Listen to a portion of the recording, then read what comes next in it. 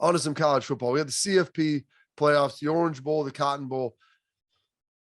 Michigan. They thought they were there. I thought it was going to be close. 34-11 against Georgia.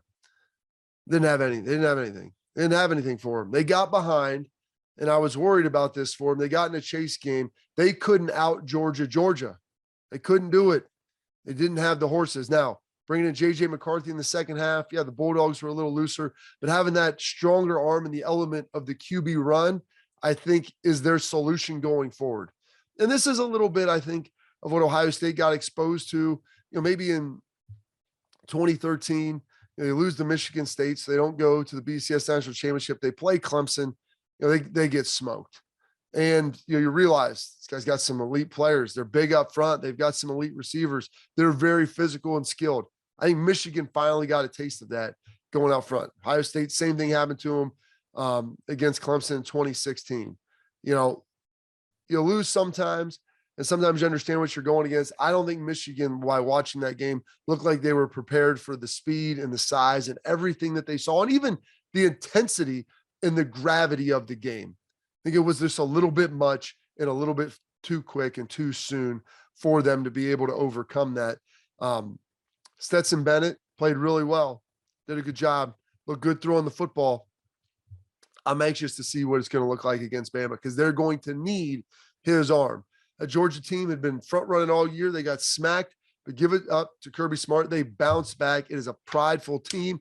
Did a heck of a job playing against the Michigan Wolverines in the Orange Bowl. Cotton Bowl, Alabama, Cincinnati, 27-6. 1 point at 17-6. Alabama had muffed a punt. Cincinnati doesn't get it. Would have been a great opportunity to cut that thing to a score. Cincinnati was overall outmatched. They didn't have the depth of players against Bama. Could Saban have maybe thrown it more? Possibly. But I think he was content to just hammer the ball with Brian Robinson. And Cincinnati, to their credit, that game felt closer than Michigan, Georgia.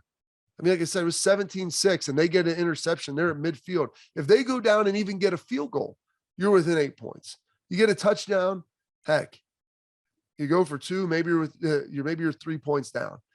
But Bama does what they do to everybody. They wear you down over the course of the game. You have to stay on the field on offense. Cincinnati's defense slowly just got overwhelmed, and they didn't let the dam completely break. 27 points to a team as good as Alabama. That's nothing, to shy away from. Maybe Saban could have put a little more on him, but the guy is an unbelievable coach. You look at what he did against Georgia, threw the ball all over the place, spread out their defensive line, wore them down. Against Cincinnati, didn't go with their corners on the outside. Kobe Bryant and Sauce Gardner, they're too good. They decided to run the ball and throw the inside.